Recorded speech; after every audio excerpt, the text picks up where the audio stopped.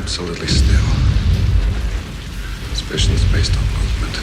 I've seen things you people wouldn't believe. Wait a minute. You ain't heard nothing yet. You've seen some things. The eyes, Chico.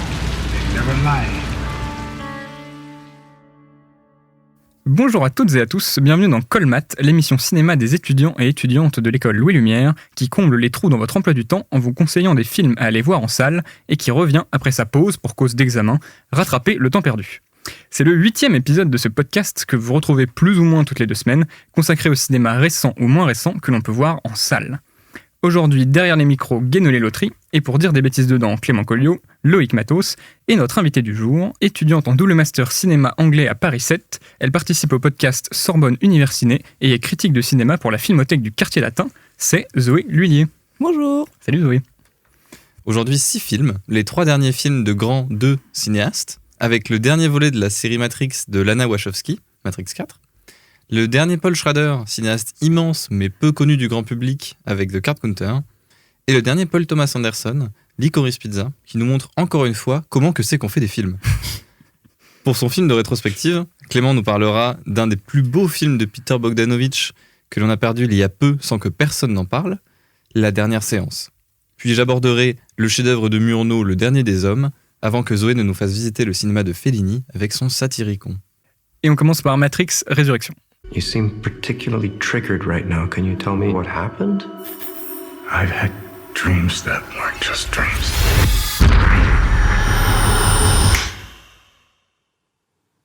Am I crazy? We don't use that word in here. 20 ans après la saga qui avait révolutionné la science-fiction par son mélange d'influences et ses effets visuels innovants, Lana Wachowski revient, cette fois sans sa sœur, avec Matrix Résurrection. La cinéaste retrouve une partie du casting de la série Sense8 ainsi que son chef opérateur John Toll pour un nouvel opus à la fois suite et presque reboot des aventures de Neo et Trinity. On retrouve donc ce cher Keanu Reeves, de nouveau programmateur comme au début du premier film, mais cette fois auteur fatigué d'une ancienne série de jeux vidéo à succès nommée Matrix. Alors qu'un nouvel opus doit être mis en chantier et que des images du passé ressurgissent, Neo va de nouveau interroger sa réalité et se poser la question fatidique: sommes-nous de nouveau dans la matrice? Zoé, qu'est-ce que tu as pensé de Matrix 4? Bon, alors, puisqu'il faut évidemment quelqu'un pour défendre ce film, je vais m'y coller. Et je vais d'abord commencer par dire que ce qui est intéressant, c'est que le fond est dit par la forme. Et je trouve ça assez intéressant, notamment si on rapproche avec les analyses qu'on a pu faire de Matrix vis-à-vis de Baudrillard, en utilisant la grille de Baudrillard, dans la mesure où, pour lui, le simulacre, c'est notamment, ça passe par l'accumulation de signes. Et bah, dans le film, clairement, ça fourmille. Ne serait-ce que pour les petites blagues, genre Simulaté, le nom du café, voilà. Ou encore un Deus Ex Machina qui apparaît un petit peu dans l'arrière-fond de manière un petit peu subsidiaire. Et en fait, pour moi, la clé du film, elle est vraiment au tout début, quand il y a un travelling qui descend sur la serrurerie où se déroule l'action. C'est la clé du film, donc. Oui, c'est absolument. Lacan a parlé. Et donc sur le côté, on voit dans le côté travelling un panneau qui annonce un théâtre. Donc en fait, pour moi, les personnages sont littéralement devenus des costumes enfilés par les acteurs. Et donc, ils n'ont plus cette profondeur des personnages et ils sont devenus des costumes. Ça permet d'intégrer la critique du système que Lana fait, puisque c'est quand même courant que Hollywood intègre sa propre critique. Ça, j'inventerais, hein, voilà. Moi, je pense que j'ai pas d'analyse vraiment très pertinente ou très profonde à faire de Matrix 4. Je peux pas citer Baudrillard. J'ai pas de plan clé de voûte à analyser. Un culte. Exactement, même idiot. Et c'est peut-être pour ça que, contrairement à ces nombreuses critiques de cinéma qui ont l'air de trouver que le film fait du second degré et s'autocritique en faisant un mauvais film, ben moi je vois juste un mauvais film. Je pense que faire quelque chose au second degré n'en fait pas quelque chose au premier degré mal fait. Ça fait juste un produit de mauvaise facture. Et j'ai du mal à croire qu'on puisse accepter qu'un film de 200 millions de dollars, qui soit à la fois un échec critique, public, une catastrophe au box-office, puisse être une bonne idée. Ce qui m'attriste, c'est le fait que le film soit... Donc, Matrix. J'ai hésité à le couper, je me suis dit. Ce qui m'attriste, c'est donc que le film s'auto-tire dans les jambes et dans les pieds empêchant sûrement Lana Wachowski de retrouver un budget conséquent ou en tout cas une plateforme de financement suffisamment qualitative, parce que si ces films remportent si peu d'argent, ben comment et pourquoi est-ce qu'on continuerait à lui donner de l'argent? Et donc, au-delà de... Peut-être que son projet, c'était de faire un mauvais film au second degré et de dire, regardez, tous les films qu'on fait aux États-Unis maintenant sont de mauvaise qualité. Mais n'empêche que on sent un ennui plutôt pathétique de la part de la cinéaste qui peut-être s'amuse à écrire et à taper sur ses producteurs, mais fait volontairement peut-être des scènes d'action absolument nulles qui n'arrivent même pas à dépasser le niveau des films de Marvel, avec des découpages surdécoupés, avec plus aucune chorégraphie de combat. L'intelligence dans les premiers Matrix, et c'est tout ce qu'on leur avait reconnu à l'époque, c'était la façon de filmer ces combats-là, de comment est-ce que les scènes d'action rentraient dans le scénario et narraient aussi le film avec de très belles sagesses de comment capter ces mouvements-là, comment capter les corps, avec des plans plus larges qui prennent leur temps, qui mettent en avant les mouvements.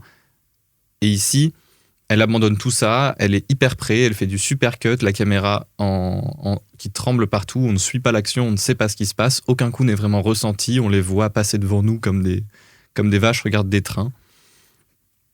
C'est un film qui, moi, me déprime beaucoup, ça dure très longtemps, il y a beaucoup de scènes d'action, c'est beaucoup, et tout le principe du film, c'est un peu de remarcher dans les traces des anciens et d'essayer, en un seul film somme, de reconstruire la narration de Matrix 1, 2 et 3.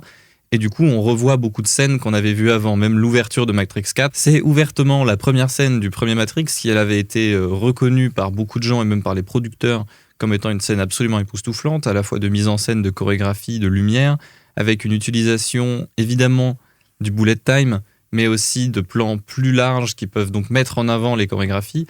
Et ici, elle vient le détruire totalement et vient nous créer une scène comme on en a déjà vu 10 000 depuis la prolifération des films d'action Marvel et même de quelques films d'action avant, où l'idée est de, si tu filmes près et que tu fais que des cuts, bah on a l'impression qu'il y a de l'action, et c'est ce que donne le film. Et chaque scène d'action de Matrix 4 est comme ça. Et peut-être qu'elle fait volontairement une mauvaise scène d'action. Pourquoi t'en fais 50 minutes de ton film? C'est quand même beaucoup de temps, c'est quand même beaucoup d'argent. Si j'ai envie de regarder un film de merde, autant je regarder un film de merde qui a quelques idées, a quelques propositions de films d'action, quoi. Qui échoue par accident, quoi. Mais Oui. Juste pour rebondir sur le côté un peu kitsch de ces scènes d'action, en fait, c'est là où je voulais en venir avec mon idée de costume. C'est qu'on a un peu l'impression qu'ils revêtent eux-mêmes leurs costumes de personnages de super-héros de Matrix. Voilà. Alors, en fait, moi, j'ai un peu un problème avec, on va dire, les deux niveaux de lecture que le film met en avant lui-même. Bon, disons que on pourrait voir le film comme ça, a priori, comme une sorte d'archétype des suites de trop, comme Hollywood en a produit à la chaîne ces derniers temps. C'est-à-dire, on fait revenir les personnages avec une justification scénaristique prétexte, parce que je vous rappelle qu'à la fin de Matrix Révolution, normalement, ils sont tous les deux décédés. Donc le 3. Donc le 3, tout à fait. On repompe le scénario du premier film, donc dans cette séquence d'intro où c'est adressé, mais aussi dans la suite du film, on retrouve toute une série de péripéties qui sont reprises du premier film, sauf que cette fois, comme tu l'as dit, il y a une véritable régression technique, puisque le film est en fait presque plus daté que le premier Matrix, on aurait l'impression comme ça d'un film sans intérêt. Donc là où, on va dire, le film nous pousse à réfléchir un peu plus, c'est que pendant, je pense, sa première demi-heure, il y a un discours méta qui est très très très fort, puisque donc, comme je l'ai dit dans l'intro, l'univers de Matrix existe dans le film et le personnage principal joué par Keanu Reeves n'a pas envie de faire ce 4e opus. Et donc il y a toute une série d'adresses et de clins d'œil parfois tout à fait directs, notamment un moment où un personnage dit « c'est Warner Bros qui veut faire une nouvelle suite, etc. Ce sera avec toi ou sans toi », ce qu'on peut imaginer être plus ou moins la situation dans laquelle s'est retrouvée Lana Wachowski. Mais bon, j'ai un problème avec cette idée que le film, fait sa propre critique. Déjà, si l'idée c'était d'avoir un discours un peu méta sur Hollywood, disons que c'est fait avec aussi peu de subtilité qu'il était possible, parce qu'il y a vraiment 30 minutes du film qui répètent cette idée en boucle. Ça, c'est un premier point. Et puis, mon vrai problème, en fait, avec Matrix, c'est que faire une critique du système de sa propre production, ça peut être un enjeu de cinéma intéressant, mais alors, je me demande, quelle est la substance du film ? Et le problème, c'est qu'au-delà de cette espèce de vignette qui dit « ce film va faire sa critique », en fait, la substance du film, c'est effectivement celle d'un film de trop. C'est pas un film qui dit « les suites de trop repompent les scénarios des originaux », c'est un film qui repompe les scénarios des originaux, qui fait revenir tous les personnages, qui fait des caméos plus ou moins ridicules, notamment je tairai le personnage, mais bref. Et donc, on a une force, en fait, vraiment de repompe quasiment littérale du film qui, je ne sais pas pourquoi, mais apparu apparemment à beaucoup de critiques comme un geste parfaitement profond. Il y a même des gens qui sont allés jusqu'à dire, pour rebondir sur ta critique sur les scènes d'action, que en fait c'est parce que le vrai thème central du film c'est l'amour. Oui, alors je tiens quand même à rappeler que je pense que Trinity est présente pendant à peu près 10% du temps d'écran, quand bien même le film essaie à la fin de faire croire qu'il avait depuis le début un discours féministe sur la place de Trinity. Et d'ailleurs le film se termine avec une reprise de Wake Up de Rage Against the Machine, mais chantée par une femme, alors que ce personnage apparaît vraiment à la toute fin du film. Donc on est clairement sur un effet, je dirais, marketing assez rance.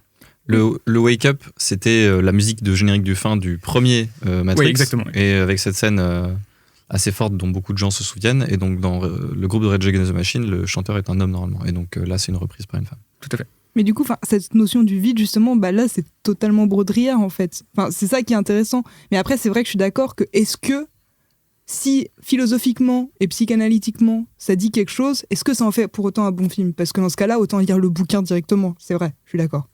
En fait, je trouve que c'est très compliqué comme ligne, celle du film auto-saboté, on va dire. Il y a quelques films qui ont tenté de faire ça, je pense à Carpenter avec la suite de New York 97, mais même c'est déjà quelque chose qu'on avait entendu à propos du travail des Wachowski sur leur dernier long métrage, qui était Jupiter Ascending, où le film passait plusieurs scènes à nous dire que le personnage principal avait été appelé Jupiter par ses parents, parce que Jupiter c'est la plus grosse planète du système solaire, et donc il y avait une sorte un peu d'ironie sur le fait qu'on est dans des sociétés où on essaie de nous faire croire que tout le monde est spécial, etc. Sauf qu'il y avait déjà une dissonance qui est que dans le film, Jupiter est effectivement l'élu et va effectivement sauver l'univers. Donc en fait, cette espèce de couche méta apparaît pour moi comme une espèce d'élément de pur affichage qui viendrait en fait excuser la médiocrité du film.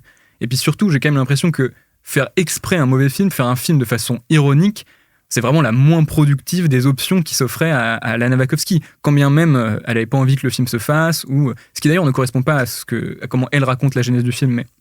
Oui, mais en même temps, c'est assez vain de faire un film pour critiquer le système, puisqu'il l'intégrera toujours, finalement.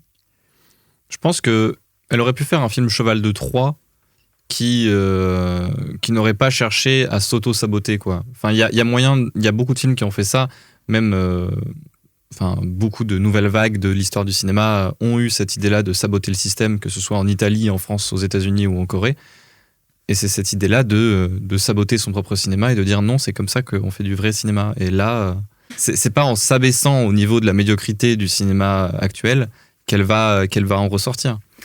Pour moi, l'exemple typique de la version, on va dire, productive, même si la logique productiviste n'a pas forcément sa place dans le domaine de l'art, mais la façon constructive d'aborder cet enjeu, c'est Mad Max Fury Road. C'est-à-dire, on a un film qui sort, je sais pas, peut-être 20 ans après le précédent opus, sauf que... même si on peut y voir dans le film une sorte de discours méta avec ces personnages qui veulent se diriger vers un Éden perdu, donc on peut y voir une métaphore avec les films d'avant, mais c'est surtout un excellent film en lui-même qui propose des choses qui n'existaient pas avant ni dans la saga et on va dire assez novatrices même dans l'industrie dans laquelle il a été produit. Ce qui fait qu'en fait tout le monde est gagnant. Miller fait un très bon film, les spectateurs vont voir un très bon film et ça encourage la production d'autres films du même genre. Mais de toute façon, on en avait discuté après à la sortie. C'est vrai qu'il y a quelque chose de très méprisant vis-à-vis du spectateur qui est invité à payer une place pour se faire entendre dire « ce que tu vois, c'est nul ». D'autant qu'on parle de cheval de Troie, mais à mes yeux, Matrix 1, c'est déjà un splendide cheval de Troie dans l'industrie cinématographique, quoi. C'est vraiment un coup de pied dans la fourmilière des cinéastes qui, en plus, en ont profité pour révolutionner le cinéma à de nombreux égards et qui voulaient, avec ce film, et qui l'ont fait, ont réveillé beaucoup de gens sur qu'est-ce qu'on peut faire dans le cinéma d'action contemporain, quoi. Et puis on peut dire des choses intéressantes et intelligentes. Et surtout, ce qui est très dommage pour moi, c'est que Matrix 1 donc, a eu le succès qu'on connaît, mais surtout, il y a eu 2 suites après à Matrix, qui, donc on peut leur trouver des défauts, mais étaient avant tout là pour nuancer on va dire, la morale de fin et le message de fin du premier film, qui était en fait une sorte d'appel à entre guillemets, se libérer, reprendre sa vie en main, etc. Et les films 2 et 3 venaient nuancer les possibilités de faire ça. Sauf que là, du coup, avec ce Matrix 4, en fait, vu que la fin est quasiment la même que la fin du premier film, politiquement, on a fait un retour en arrière. Et du coup, avec quoi on se retrouve ? Pas avec un film qui nous pousse à aller de l'avant, pas avec un film qui nous dit « allez de l'avant, mais attention, un système peut en cacher un autre », qui nous dit juste « ne vous inquiétez pas, on est dans un film doudou, en fait », avec en plus une morale féministe complètement opportuniste, à mon sens. Mais c'est intéressant que tu dis morale doudou dans la mesure où à un moment, dans une scène, ils sont dans un train au Japon. Et il y a une personne qui porte un masque, genre un masque chirurgical comme on en porte aujourd'hui, même si je pense que le film a été tourné avant la pandémie. Mais ce masque, en fait, c'est les lignes de code. Les lignes de code vertes de la Matrix. Et d'ailleurs, c'est le seul moment où on les revoit, il me semble, dans le film. Je crois que t'as le même plan d'introduction mais avec juste le titre qui l'introduction, s'affiche. Après, je sais plus. Mais je crois que c'est, à part ça, c'est... Voilà. Du coup, la Matrix est devenue un goodies, en fait. Tout à fait. Après, moi je pense à un autre film qui faisait ça très bien, qui est Jurassic Park, qui était en même temps le film qu'on connaît, et qui en même temps dans le film intégrait totalement la dimension mercantile de sa propre récupération. Mais pour rebondir sur ce qu'on disait sur les spectateurs, je trouve que c'est quand même un film assez curieux à faire aujourd'hui, donc déjà parce qu'il a assez peu de respect pour une bonne partie de son public, même si... Le film essaie de diviser, on va dire, les vrais fans et les faux fans. Les vrais fans étant ceux qui vont aider Neo à ressortir de cette nouvelle matrice et qui sont ceux qui ont vraiment compris son message. Donc déjà, il y a une forme d'élitisme un petit peu étrange. Sachant qu'en plus que techniquement, il n'y a plus d'élus parce que Neo n'est plus l'élu. Mais d'ailleurs, ça va avec une autre idée que les gens ont pas mal aimé dans ce film, qui est, on va dire, celle de, entre guillemets, la horde. En gros, la matrice charge plusieurs programmes lambda et les transforme en sorte de horde de zombies pour attaquer ceux dont elle veut se débarrasser. Sauf que l'idée, c'était quand même dans Matrix que n'importe qui peut être libéré, quoi. N'importe qui peut y croire. Et là, on a d'un côté ceux qui peuvent et les autres, c'est une horde décérébrée. Moi, je te rejoins pas forcément à 100% sur l'idée de la horde. Moi, je trouve que c'est justement une des seules idées du film qui me plaît.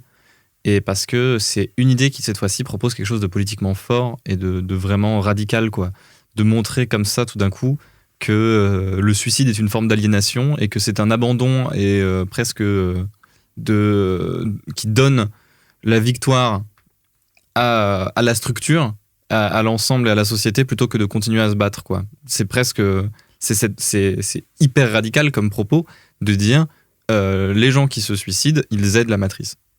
Mais d'ailleurs, c'est marrant parce que c'est très chrétien comme idée. Et il faut noter que le titre est quand même le plus chrétien de tous les titres. Résurrection, bien sûr. Ouais. C'est vrai. En termes de contexte de production, il y a aussi l'idée que on est quand même dans un monde où les notions de complotisme, de post-vérité sont relativement courantes dans le débat médiatique. Et là, on a ce personnage, donc joué par Keanu Reeves, qui a l'impression de voir des signes, refuse de voir ce qui semble être la réalité en face, et qui en fait s'avère avoir raison, puisque bon, c'est un faux spoil de dire qu'évidemment il y a une matrice.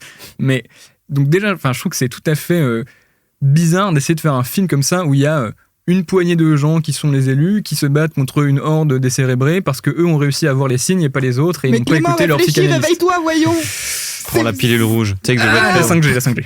Et voilà. Et donc je finirai, je pense, sur ce Matrix 4 en disant qu'il y a justement cette séquence où Thomas Anderson, qui est donc le nom de Neo avant qu'il soit sorti de la matrice. Et non pas Paul Thomas Anderson. Oh bah dis On donc. y vient plus tard. C'est pas mal ça. On aurait pu en faire un truc, mais c'est un jingle, je sais pas, une phrase d'accroche. Il y a toute une scène où on voit un peu son quotidien sur une musique qui est White Rabbit de Jefferson Airplane, qui est un morceau qui est une sorte de version de Alice au Pays des Merveilles, mais sur les psychotropes. Et donc il y a tout un parallèle avec le fait que lui, il prend des pilules pour, on va dire, s'aliéner et continuer sa vie de tous les jours ennuyante. Et donc il y a un moment où il se regarde dans le miroir, il touche le miroir, et donc nous, connaissant Matrix, on s'attend à ce que peut-être il se passe un truc avec le miroir, sauf que là, il se passe rien. Et à ce moment-là, l'idée germe, en tout cas dans mon esprit, et je pense que je suis pas le seul ici, que est-ce que ça n'aurait pas été un bien meilleur film et un geste beaucoup plus radical que de faire un film Matrix où il n'y a pas de matrice? Qu'est-ce que ça aurait été intéressant, quoi, de se dire on a ce monde qui est triste, qui est une sorte d'enfer productiviste et capitaliste, sauf qu'en fait ce monde, c'est le vrai monde, c'est ce monde-là pour lequel il faut se battre, il faut se réveiller pour sauver ce monde-là. Il n'y a pas une surcouche, il n'y a pas un monde ailleurs qui va venir nous sauver, contrairement à ce que va montrer la suite du film. On va faire un remake. Voilà, remake de la suite de trop. Moi, en plus de ça, je vais continuer à me plaindre un petit peu du film, mais au-delà de problèmes purement théoriques, je sais. Je trouve le travail de la lumière vraiment, vraiment sale. Et les effets spéciaux ont vraiment 20 ans de retard sur Matrix 1, donc 40 ans de retard aujourd'hui. C'est bien, c'est bonne mathématique, oui. Ça. D'autant que pendant le film, il y a une sorte de dispositif de nous remettre des images des précédents films par flash, par bout, comme ça, de temps en temps, qui viennent ressurgir, et qui mettent d'autant plus en avant le contraste, mais colossal, qu'il y a entre l'aspect des images des trois premiers, qui sont vraiment granuleuses, qui ont de la vie, qui ont de la matière, qui ont de la sensation. Elles sont palpables, quoi, ces images-là. Et puis tout à coup, les images de ce Matrix Résurrection qui sont très lisses. Encore, j'aurais compris si le principe avait été de rendre la matrice lisse et la réalité âpre. Ou en tout cas de jouer sur une sorte de contraste entre les deux comme Une ça. sorte de matrice publicitaire un petit peu. Oui, ça aurait été voilà, intéressant, exactement. Mais au final, pas du tout. Et même ce qui est étonnant, c'est que l'espace réel est plus lisse encore que l'espace de la matrice. L'espace de la matrice qui, cette fois-ci, c'était une grosse envie de la part de la cinéaste et de son chef opérateur de filmer la majorité en décor réel. Donc en bloquant vraiment des rues dans Los Angeles pour cette sorte de scène de zombies. Ça coûte une fortune. Et franchement, pourquoi ? C'est pas très beau, la lumière est pas intéressante, ça donne pas de vie. On voit pas du tout le décor, enfin ça pourrait tout à fait être tout en trucage. D'ailleurs, pour parler du casting, j'ai trouvé qu'il était beaucoup plus quota qu'il n'avait jamais été dans Matrix, parce que moi j'ai vu les 2 et 3 après le 4, enfin voilà, dans la logique. Malade mental, à mes yeux. Je m'auto-Matrix. Mais en fait, le casting de 2 et 3, en fait, il y a une diversité incroyable qui n'est pas du tout. Enfin, tu la sens. Enfin, tu te poses même pas la question. Tu dis tiens après tiens c'est vrai. Alors que là, on sent qu'elle place son casting en mode un trans, enfin, bref, voilà. Mais ce casting-là, c'est quand même une des seules rares forces du film, je trouve. Enfin, en tout cas, c'est pas des grands rôles qu'ils ont à jouer ou des choses particulièrement intéressantes. Mais je trouve que Jonathan Groff, qui joue le nouveau agent Smith, tient très bien ce rôle. Même si Hugo Weaving est irremplaçable, je trouve que Neil Patrick Harris, bon évidemment c'est aussi parce que j'ai un affect avec cet acteur-là, mais je trouve que le rôle du psy est vraiment bien tenu. Et je trouve que Keanu Reeves, c'est un des rares films où il joue bien, où il joue un peu, où il a une forme d'humanité. Il joue le pâteau, quoi. Il joue le pâteau, mais il y a un truc dans son regard. Il y a un truc qui se déclenche tout de suite. Enfin, j'ai l'impression de... Un peu chien abandonné. Exactement. C'est le mot que j'aurais... J'entendais pendant que je regardais le film. Mais juste d'ailleurs, on n'en a pas beaucoup parlé du psy, parce que voilà. Mais du coup, moi, ça m'intéressait cette question de la psychanalyse, parce qu'il y a un truc en psychanalyse qui s'appelle le retour du même. Et comme on parlait de régression, etc., j'ai un peu l'impression qu'il y a une régression vers l'enfance, où en fait, on lit des histoires et on lit toujours les mêmes histoires aux enfants parce qu'ils adorent ce retour du même. Et j'ai un peu l'impression que c'est un peu ça aussi, là. Et d'où la présence du psychanalyse a tendance à me diriger vers cette voie-là aussi.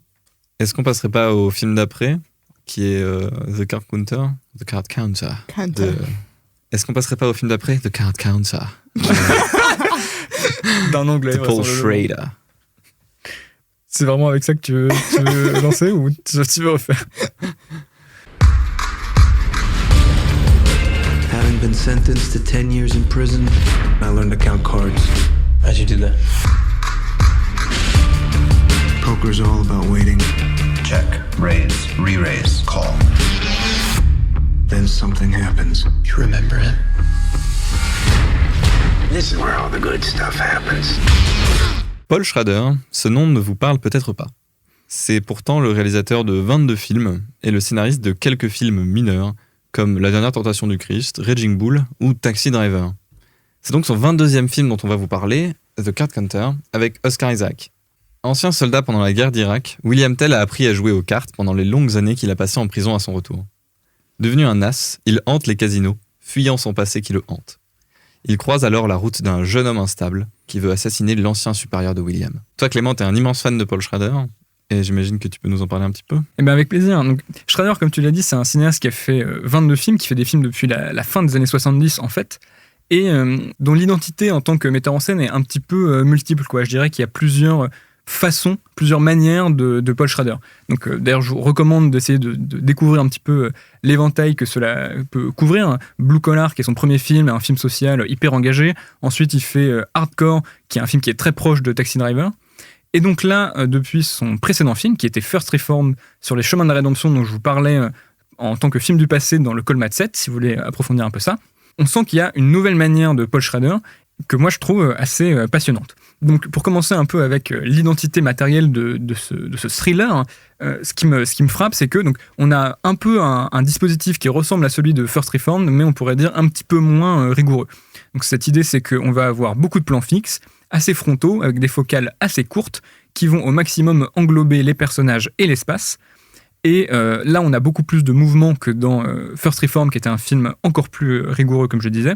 Et une des choses qui me plaît avec ce dispositif, c'est que c'est vraiment un dispositif, on va dire, du cinéma numérique. Et c'est assez intéressant de se dire que donc, Schrader a écrit des thèses sur le cinéma transcendantal en parlant de Ozu, Bresson, Dreyer, et que quand est venu First Reform, qui est l'histoire d'un curé, un peu comme le film de Bresson, Journal d'un curé de campagne, il s'est posé avec Alexander Dynan, son chef opérateur, la question de quelle forme trouver. Et donc ils sont posé cette question, qu'est-ce que ça donne Bresson avec du cinéma numérique? Et donc ça donne cette espèce de cinéma extrêmement précis, extrêmement détaillé, extrêmement fin, qui épouse totalement, on va dire, l'esthétique du numérique et sa précision clinique pour nous donner un accès aux environnements, au visage des personnages et donc indirectement à ce qu'ils pensent, qui est tout à fait décuplé. Moi, là, je trouve que déjà, il y a une qualité de regard qui est très impressionnante dans The Card Counter et qui était aussi dans First Reformed.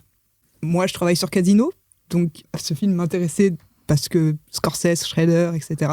Et justement, dans Casino, il y a un peu ce travail déjà sur les débuts du numérique avec toute une réflexion sur les caméras de surveillance, en fait. Et du coup, je trouve ça marrant que le Casino devienne un petit peu ce centre des expérimentations cinématographiques pour les cinéastes et notamment pour ce duo-là. C'est assez intéressant d'ailleurs de se dire, enfin de mettre en rapport les casinos chez Scorsese et chez Schrader. Là, il y a un plan qui m'a vraiment plu au début du film et qui, je pense, est un des signes de ce que Schrader essaie de faire. Donc on a toute une première scène où on voit le personnage jouer dans un casino, nous expliquer en voix off les règles, puisque le film a de la voix off qui est aussi un poncif extrêmement récurrent des films de Schrader et des films qu'il écrit. Et de Scorsese. Et de Scorsese, tout à fait. L'un va un petit peu avec l'autre, même si... C'est découpé, ouais. c'est découpé. Et donc, il y a cette première scène, le personnage quitte le casino parce qu'il commence à avoir empoché un peu, il n'a pas envie d'attirer trop d'attention sur lui. Et donc là, il sort et on pourrait s'attendre à un décor de casino complètement exubérant, comme on a justement dans Casino, des trucs de Las Vegas. Et en fait, non, on est dans une sorte de plus ou moins banlieue américaine, une ville de taille moyenne, et on a cette façade extrêmement blanchâtre, complètement anodine et assez médiocre. Mais dans ce cas-là, je trouve que c'est super intéressant de remettre en parallèle avec Casino, parce que Casino, c'est le kitsch, etc. Et à la fin de Casino, c'est le passage d'une économie mafieuse à une économie ultra-capitaliste néolibérale las-végasienne. Et donc là, en fait, ce serait la bureaucratisation de ce système-là. Ce côté aseptisation de tout, en fait. Cet affadissement de la réalité. Qu'aurait fait un mauvais cinéaste face à un décor aussi piteux? Je sais pas, un plan rapproché avec faible profondeur de champ sur Oscar Isaac qui sort et qui va à sa voiture, ou même ellipser ce moment. Et là, que fait Schrader? Il fait exactement l'inverse. Plan large, le personnage est petit dans le cadre, et on a comme ça, avec grande profondeur de champ, caméra numérique et pas de, entre guillemets, d'artifice pour casser la précision du numérique, un accès tout de suite à cette espèce de non-lieu, de zone anonyme et médiocre. The Card Counter, c'est un film hyper radical. Et il m'a énormément parlé pour la question de base que s'est posée Paul Schrader au moment de l'écriture de son film, qui est cette idée de qu'est-il arrivé aux gens qui étaient sur les photos d'Abu Ghraib. Abu Ghraib, c'est donc ce scandale qui a eu lieu au début des années 2000 pendant la guerre d'Irak, où on a retrouvé, où ont été publiées publiquement une batterie de photographies tournées donc, prises donc dans les prisons d'Abu Ghraib, qui sont des prisons américaines, où les Américains s'amusaient à torturer et à maltraiter de façon absolument violente et horrible les prisonniers. C'était les recouvrir d'excréments et les faire marcher dans la prison. C'était prendre un chien très violent et les amener le plus proche possible de leur visage pour les mettre absolument en panique. Évidemment, ils se prenaient en photo en faisant des grimaces et des pouces devant des cadavres, devant des gens brûlés. Évidemment, c'était des prisons qui étaient très sales, qui n'avaient pas d'accès à l'extérieur par des fenêtres ou quoi que ce soit. Les gens étaient absolument maltraités. Et donc, l'idée de Paul Schrader, c'est se dire, ok, Oscar Isaac, c'est un mec qui était là-bas, qui a pris ces photos-là et qui a participé à ces tortures. Qu'est-ce qui lui est arrivé maintenant? Et donc, ce personnage-là, il est revenu aux États-Unis parce que ce scandale, et il a été enfermé à cause de ça en prison. Il a compris tout le mal qu'il avait fait, et il est dans une posture très chrétienne, qui est celle de Paul Schrader intimement, qui est celle de la rédemption. Le personnage se demande comment est-ce qu'il peut payer pour tout le mal qu'il a fait. Et la réponse, c'est rester dans l'aliénation et rester dans une sorte d'enfermement. Donc, une fois qu'il est libéré de la prison, finalement, ce qu'il va essayer de faire, c'est d'y retourner inlassablement, sans littéralement, physiquement y retourner, mais en tout cas en rappelant tous les motifs de la prison. il rentre dans un hôtel très rapidement dans le film et on le voit recouvrir absolument chaque meuble, chaque objet, chaque coin d'un drap qui aseptise l'intégralité de l'espace. Il détache les cadres des murs et va les cacher dans la salle de bain. L'espace devient juste quelque chose de très vide, chirurgical et blanc qui rappelle donc la prison. Et ce personnage-là, ce personnage un peu fantomatique, il va traverser les espaces, comme tu l'as dit, avec une grande sobriété de la mise en cadre, qui s'accorde donc avec celle du personnage et de sa recherche du moins que possible.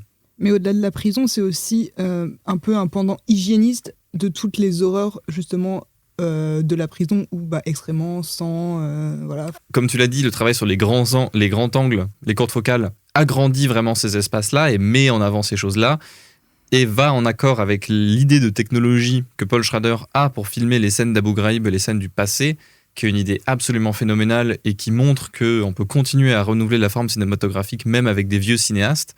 C'est cette idée de prendre une caméra 360 degrés, je crois, ou en tout cas le genre de caméras qui sont là pour filmer pour des casques de réalité virtuelle, c'est-à-dire qui prennent l'intégralité de leur champ autour d'elles pour qu'ensuite on puisse déplacer une caméra à l'intérieur.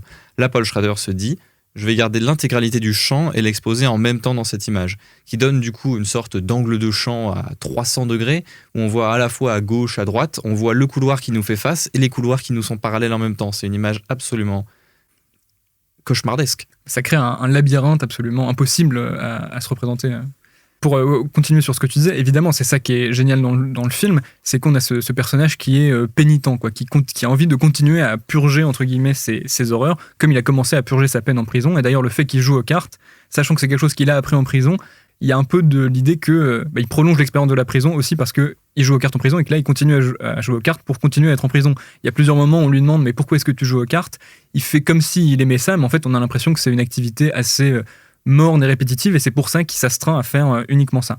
Et je rejoins tout à fait ce que disait Zoé sur le combattre, on va dire, la réalité de Abu Ghraib. Je trouve assez fascinant de prendre le film sous le prisme matériel / virtuel, parce qu'on a l'impression d'un personnage qui va essayer, donc comme tu l'as dit Loïc, notamment en recouvrant les meubles de sa chambre, etc., d'aseptiser, de neutraliser son environnement. Toute la première scène du film, il explique les règles du blackjack et on voit des chiffres qui s'affichent à l'écran pour commenter donc combien vaut telle carte, telle carte, telle carte. On a l'impression qu'il y a une forme de rationalisation du monde, de cadrage du monde avec des probabilités, avec des chiffres. Il vit seul, il met sa propre vie en récit avec un journal intime.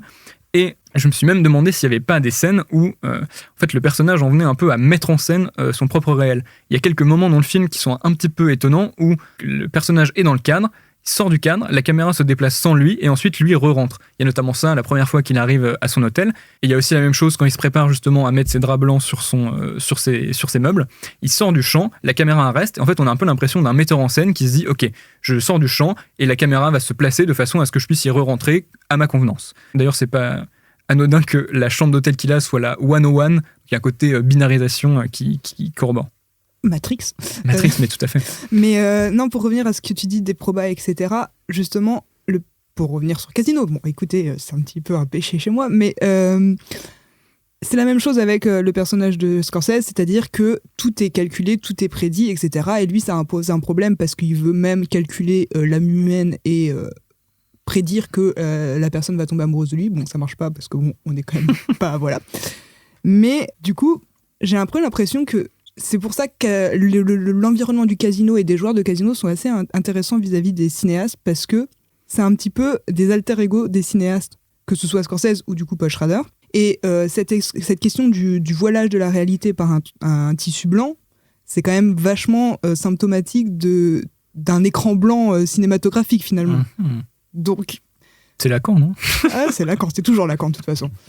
Il faut quand même préciser que dans le film, ce qui est aussi intéressant avec ce travail du casino, c'est que donc le personnage ne joue aux cartes que pour jouer aux cartes, ou en tout cas pas pour tout d'un coup devenir un grand joueur de poker, pour accumuler une somme absolument immense d'argent. Il joue aux cartes juste pour pouvoir vivre sa vie, juste pour pouvoir manger et dormir, quoi. Et au moment où il va rencontrer donc ce fameux personnage dans le pitch, dont je vous parlais dans le pitch du film, c'est ce personnage exactement qui cherche à se venger de l'ancien supérieur de William Tell, tout d'un coup il va se dire ok, ce jeune il doit absolument pas faire ça, et ça va être ma porte de sortie, ça va être ma rédemption, quoi. Tout à fait. C'est en sauvant ce jeune garçon que j'aurai fait ma rédemption, que je vais tout d'un coup essayer d'accumuler plein d'argent pour pouvoir financer ses études et financer sa vie, et qu'en réussissant ça, il pourra se dédouaner de tout le mal qu'il a fait. Je ne vous en dis pas plus, par peur de spoiler le film, mais ça ne va pas se passer comme prévu. Oui, mais justement, c'est qu'on y croit pendant très longtemps aussi. Mm. Et juste pour revenir sur la violence à l'écran, etc., je trouvais ça très intéressant que la scène finale se passe hors champ totalement, parce que c'est là que la rédemption, elle s'est trouvée, j'ai l'impression. À ce moment-là, quand la caméra, elle est plus là. Moi, je trouve ça passionnant comme idée de film, et c'est quelque chose que Schrader fait très souvent, qui est cette idée de... Dans quelle mesure est-ce qu'un personnage peut transformer le monde en son espace mental ? Et donc, il y a tous ces éléments qu'on a dit, et qui expliquent aussi son attrait pour les personnages religieux. On applique au monde, on transforme le monde selon une grille de valeurs qui est plus ou moins différente. Et selon moi, ça explique ce qui est peut-être le motif du cinéma de Schrader, que ce soit les films qu'il met en scène ou ceux qu'il écrit, qui sont ces scènes de cruising. Donc cruising, c'est une expression en anglais qui désigne le fait que les voitures de police se baladent la nuit en essayant de scruter si quelque chose se pose. Quoi ? Du top cruising. Yes. Alors, Tu recommences ta phrase ? super.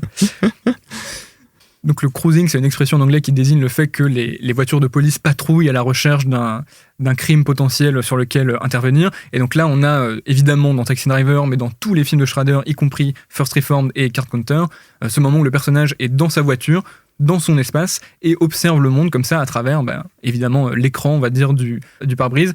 Et la mise au point va venir, entre guillemets, déréaliser le monde extérieur. Et donc là, le film insiste à plusieurs moments sur ce qu'on appelle les bokeh, donc les grosses taches floues qui viennent des lumières de la ville. Mais d'ailleurs, il y a un moment de grâce dans ce film. Il est avec sa copine dans un jardin de lumière. Et c'est assez intéressant parce que c'est le seul moment où Las Vegas, l'univers lumineux qu'on imagine de néon, est mis en scène. Et c'est vachement plus artistique que ce qu'on aurait pu penser a priori. Et tout ce travail sur la lumière, c'est aussi très très méta. Enfin, méta cinématographique. Pour moi, cette scène, elle rentre aussi dans quelque chose qui existait déjà dans le précédent film de Schrader, c'est que donc on a ce cinéma très rigoriste, pénitent, etc. Mais si on prend cette grille religieuse, il y a toujours possibilité pour la transcendance. Et puisqu'on est au cinéma, ça va être une transcendance qui va être esthétique. Donc on avait dans First Reformed un moment, je vais pas le dire, où il se passait quelque chose qui changeait... Mais tu le dis quand même, ça s'appelle une prétérition. Non, mais je dis pas... Ok, Lacan. C'est pas Lacan. Tout est Lacan pour moi. Donc il y avait une scène dans First Reformed où il y avait un moment, on va dire, un changement d'esthétique assez surprenant. Et donc là, on a cette scène dans un jardin de nuit qui fait un peu le même effet. Moi, je trouve que c'est une scène absolument bouleversante. Et en plus, il y a presque l'idée que ce qui plaît au personnage dans donc c'est des jardins de nuit éclairés par plein de petites diodes. En fait, je me demande s'il n'y a pas un effet d'écho avec justement l'idée dont je parlais tout à l'heure des taches lumineuses que crée la ville mise à distance par le flou. Là, comme si il était dans un univers qui est sa propre virtualisation directement, quoi. Et donc c'est quelque chose qui peut lui plaire. D'autant que le plan le plus transcendantal de cette séquence-là, c'est un plan où la caméra va se mettre à s'éloigner des personnages et à se balader dans cette sorte de galaxie d'étoiles de LED, et va transformer encore plus ces images en motifs flous. Parce que la caméra allant trop vite, on n'a pas le temps de discerner point par point et on voit juste une sorte de... Voie lactée. Donc pour revenir un peu au parallèle avec Scorsese, il y avait aussi ce conflit entre les personnages, la petite communauté de personnages, et on va dire tout ce qu'il y avait autour que les personnages cherchaient aussi à esquiver, à éviter, à évider même, ce qu'on avait dans, par exemple, À tombeau ouvert, avec ces effets comme ça où le décor disparaissait par la vitesse. Et ce qui est intéressant avec le cinéma de Schrader, notamment ces deux derniers films, c'est que là, c'est le moment du point mort, quoi. Ça va être la résurgence de ce réel qui est un peu terrible, qui est plein de médiocrité et qui en fait est impossible à sauver, quoi. Il y a une forme de correspondance entre ce territoire assez pauvre et la culpabilité que ressent le personnage. D'ailleurs, il y a plusieurs moments dans le film où sont mentionnés le fait que les casinos portent des noms tirés de la culture des natifs américains. Donc on se dit, en fait, il y a une forme de péché qui est partagée par tous ces non-lieux, quoi. Ça, je trouve ça assez passionnant. D'ailleurs, la caméra veille souvent à englober tous les lieux, ce qui fait qu'on a plusieurs moments dans le film qui peuvent être un peu étonnants, où les personnages vont être dans un coin du cadre tout petit. Et je pense notamment à un plan que je trouve assez génial, qui est le moment avec la piscine. Les personnages de William Tell et de Kirk qui discutent à côté d'une piscine, sûrement à l'arrière d'un motel ou quelque chose comme ça. La caméra est très loin d'eux parce qu'elle cadre l'entièreté de la piscine. Et au fond du plan, très très très très loin, qu'est-ce qu'on a ? On a un train, symbole plus ou moins évident de, on va dire, de l'épopée américaine, qui peut faire écho. Enfin, il y a toute une sorte de réseau souterrain comme ça, où on a l'impression de se confronter à la réalité, on va dire, crue et inextinguible, quoi, de cette Amérique un peu perdue. D'autant que tu parles de ce motif du train là, mais même le motif de la piscine derrière le motel, c'est un motif très récurrent à travers le cinéma américain, ces espaces un peu ensoleillés, un peu radieux, où on voit beaucoup de gens se baigner et profiter. Et le film, comme les casinos, s'amuse à déconstruire absolument chaque décorum de l'imaginaire américain et à le présenter sous un jour nouveau. Et il montre, non, maintenant, ça ressemble à ça, et c'est mort, c'est vide. D'une certaine manière, ça fait très tableau Hopper. Oui, mais dont il a enlevé toute la... Il y a un côté un peu, presque absurde, quoi, du théâtre, du truc. Ouais. Mais tu vois, justement, Hopper, il y a quelque chose de très, très aseptisé aussi, finalement. Je sais pas si tu vois ce que je veux dire son travail sur les lumières, tout ça. Mais je trouve qu'il y a quand même une sorte d'esthétisation, in fine, chez Hopper. Alors que Schrader, il essaye vraiment de dépouiller tout. Enfin, c'est moche, quoi. Ouais, plein de cinéastes ne voudraient pas filmer ça parce que c'est vraiment sale, c'est moche, c'est pas intéressant. En plus, il le filme de loin, ce petit bout de piscine. Donc, tu as un petit bout de piscine alors qu'il fait froid, il fait moche. Il y a des grillages partout. Juste derrière, il y a un vieux parking avec 4-5 voitures un peu sales. Et c'est vraiment cette sorte d'Amérique vidée parce qu'il n'y a plus aucune industrie dedans. C'est ces vieilles villes dans lesquelles plus personne ne vit. Et c'est ça, quoi, l'Amérique du néolibéralisme. D'ailleurs, ça a peut-être un peu un lien avec la scène où il arrive au motel la première fois et la caméra reste sur le buisson. Elle ne le suit pas et on ne sait pas trop pourquoi elle s'amuse à filmer ce buisson-là, mais il y a un peu de ça aussi. Donc le personnage passe en voiture, la caméra continue à filmer le champ vide, on a l'impression qu'elle se recadre pour se mettre dans la perspective et comme ça pouvoir réaccueillir le personnage de la façon la plus géométrique possible. C'est assez élégant. Et pour rebondir sur ce que tu disais, Loïc, moi, ce film m'a fait penser à un autre cinéaste qui est S. Craig Zahler, qui est un cinéaste américain qui est peut-être pour moi un des meilleurs cinéastes américains à avoir émergé dans les années 2010. Donc, il a fait 3 films qui s'appellent Bone Tomahawk, Section 99 et Traîner sur le bitume. Et lui aussi, il y a cette même idée de se confronter, on va dire, à la matière du réel et de filmer l'effondrement un peu des banlieues américaines comme si c'était les lieux un peu de queue de comète, de l'écho le plus lointain de la mort du rêve américain, quoi. Comme si c'était les sous-bassements de ça. T'en as parlé dans un épisode de Prisme de ce cinéaste, non ? J'en ai évidemment... Oh là là, c'était pas prévu. Hein. Auto-promo x2, là. C'est un happening ou quoi. Effectivement, sur la chaîne Prisme, j'avais fait un épisode où je parlais d'un plan et à travers ça du cinéma de Zahler, de son premier film Bone Tomahawk, qui est un western, donc il y a aussi ce côté mythe originel. Et c'est assez drôle de se dire que donc, le cinéma de Zahler est un cinéma extrêmement, tout aussi intelligent, précis, mais aussi extrêmement brutal. On pourrait presque se dire que c'est comme si Section 99 était dans le contre-champ de la scène de violence qu'on ne voit pas de Carpenter. Et je fais un petit coucou à mon camarade de l'ENS Mathieu Combe, qui appuyait sur l'idée que donc, le dernier film de Zahler s'appelle, en français, Traîner sur le bitume, en anglais, Drag the Cross Concrete. En fait, c'est ça le vrai problème de ces cinéastes, c'est le concrete, c'est la confrontation avec la matière, quoi. Qu'on retrouvait déjà dans un film des années 70 absolument fascinant de Schlesinger, Macadam Cowboy, où justement il revisitait un peu cette sorte de qu'est-ce que c'est maintenant que le cowboy du bitume, quoi. Il y a évidemment toute une symbolique sur l'idée de la route, etc. Mais là, je me mets à l'idée de subvertir un peu le titre pour dire c'est le concret, quoi. C'est le concret, quoi, qui pose problème. C'est la confrontation à la réalité un petit peu décatie de l'Amérique. Le titre de The Card Counter est quand même vachement bien trouvé parce qu'il aurait pu juste l'appeler The Card Player. Mm-hmm. Et Counter, ça amène une notion très importante pour le film. Et bon, voilà, c'est juste pour dire qu'il était bien choisi. Mais... Eh bien, écoutez, on vient de parler des années 70 absolument mortes qui ont continué jusqu'aux années 2000 et jusqu'aux années 2020, des parkings abandonnés, des lumières moches, des environnements sales. Et si on ne parlait pas d'un petit film un peu plus chouette, un peu plus chaud, et on ne parlerait pas de Licorice Pizza? Allez. To the seat with the clearest view. Then she's hooked to the silver screen. Do you know who I am? Yeah. Do you know who my girlfriend is? Barbra Streisand? Barbra Streisand. Sand. Sand, yeah, like sands. Like the ocean. Like Barbra Streisand? No, like Streisand. Sand. En tout début d'année est sorti le 9e film du petit prodige Paul Thomas Anderson, que l'on connaît entre autres pour Magnolia, There Will Be Blood ou plus récemment Phantom Thread. 24 ans après Boogie Nights et 7 ans après Inherent Vice, le réalisateur retrouve le Los Angeles des années 70 pour une histoire d'amour entre la trentenaire Alana et le jeune entrepreneur Gary, joué respectivement par l'une des membres du groupe Haim et par Cooper Hoffman, fils du regretté Philip Seymour, sur fond de fluctuations économiques et de l'industrie du cinéma de l'époque. Donc ce n'est pas Licorice Pizza ni Licorne Pizza, mais bien Licorice Pizza. Charmé, mon cher Luc ? Absolument charmé et attendri par ce film dont j'aurais aimé presque voir 4 heures, 5 heures, 6 heures de ces personnages évoluer et vivre toutes ces aventures. C'est un vrai film de personnages, comme tous les films de Paul Thomas Anderson, qui cherche toujours à raconter ce que c'est que être vraiment. Enfin, il s'intéresse à construire un personnage, et même il le racontait en interview, sa façon d'écrire, c'est se dire, je crée ce personnage A, ce personnage B, ils vont s'installer ensemble à la table d'un restaurant, et je vais me laisser porter par mon écriture pour imaginer quel est le dialogue entre les deux. Vraiment, c'est central à son cinéma. Et ici, ce qu'il cherche à raconter, c'est un peu l'amour vrai.